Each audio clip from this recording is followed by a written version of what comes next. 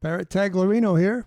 What I would like to practice with you today is taking one little lick and playing it in every possible way up and down the neck so that you don't have to jump around and your fingers know how to follow your ears.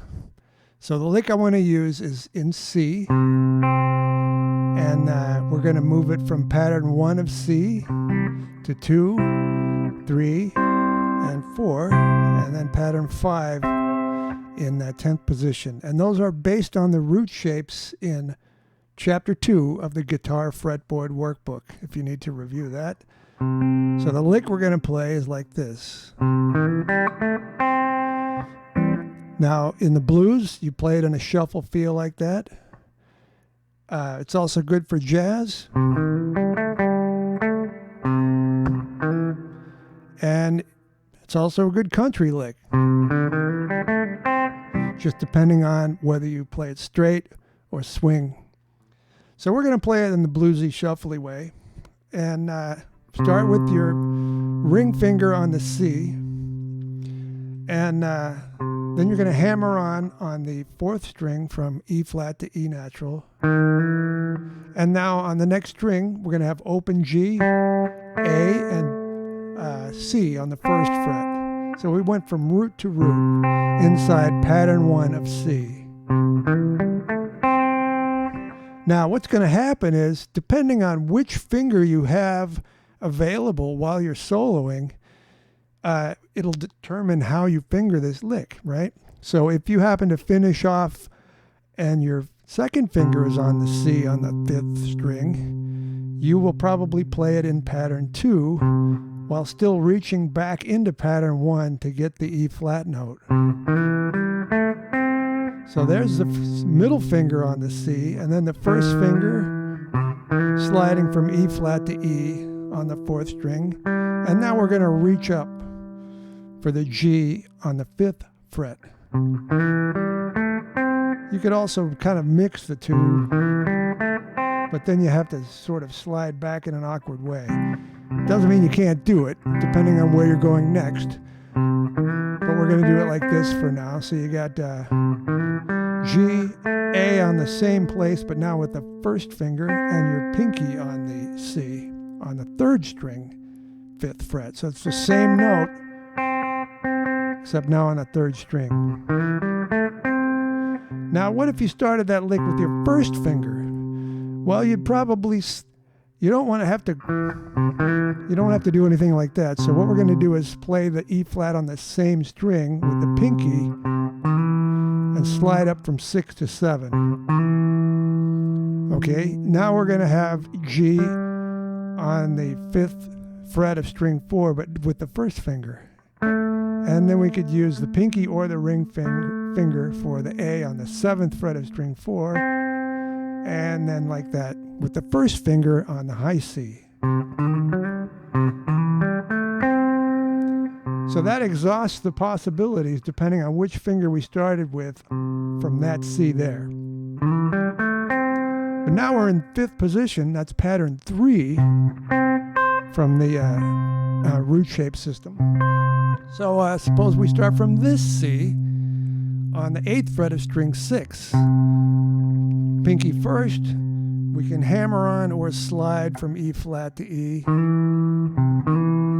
on the 6th fret of string 5. And then we got the 1st and 3rd finger working the same way as we did from down here.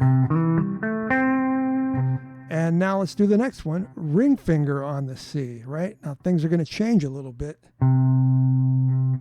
because I don't want to do this.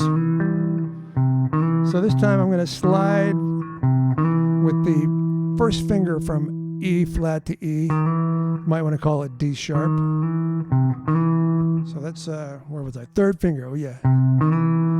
Okay, and now we got the G on the 10th fret of string 5. A on the 7th fret, and then C on the 10th fret also. And so we've moved into pattern 4, the E shape of the caged system. And that'll be pretty much the same whether we're using the ring or middle finger to start, because that slide on the first finger sort of defines everything after that. But if we were to start that lick with the first finger, we'd probably want to slide up on that same string to the 12th fret, 11 to 12 on string 6. And now we have G and A on string 5. And that puts us into pattern 5 of C. So we just did 5 patterns, and we ended up on the lowest available C in pattern 5. There's no root down here that we can reach without going back there. So now we're going to go back and grab some of the licks in the higher octave that we skipped. We could have played it or here. Because we're on pattern 5, let's just do this one first. Starting with the first finger, because is that where I left off? Yeah. So we'd probably cross back over into pattern 1 in the higher octave here by sliding on the 13th fret of string 4. Then the 12th fret, 14th, 13th on the second string. Now, if we were to happen to find ourselves playing that C with the second finger, we could slide on the 3rd string. And that's E on the 9th fret, 3rd string, 12th fret, 10th fret of string 2, and then the higher root on the 13th fret.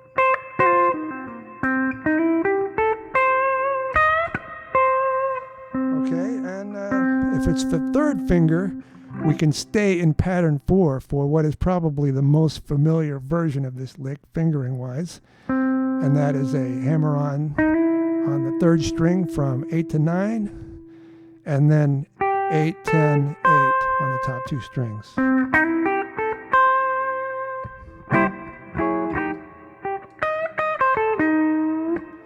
Okay, so that was with all these 3 main fingers. If you do it with the pinky, probably wind up doing the same thing. But now I want to go back and see what happens on if I start with the higher version of pattern 3 here. So if I started with the first finger on C, I'd probably just slide up and finish it in pattern 4. Suppose you have the second finger on this C, on this 5th fret of string 3. Here you slide on the 4th fret, G on the 8th fret, A and C on 5 and 8. Now if you play the same lick with the 3rd finger starting off, we can play our G down here, right? We might have to jump up, or you might actually just play the same pitch that you started on. They're both C's, so you'd have this.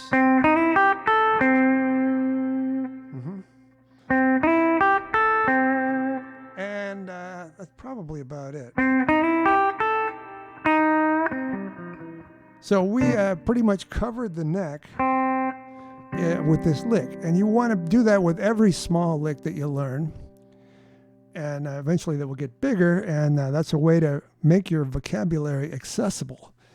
Because when the chords change, you don't want to be jumping around and breaking up your phrasing just to find stuff where your fingers know what to do.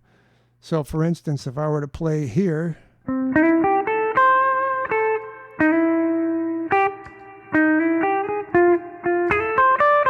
if it changes to F, I want to go from pattern 4 in C to pattern 2 of F.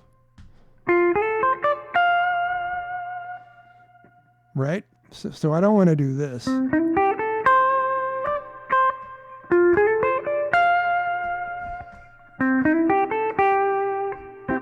You can, but if it were anything more complicated, it might break things up and make it sound awkward. So we want to be able to find the things that our ears want to hear without moving all over the place. And that's enough for today's lesson. Thanks for listening, and I'll see you next time.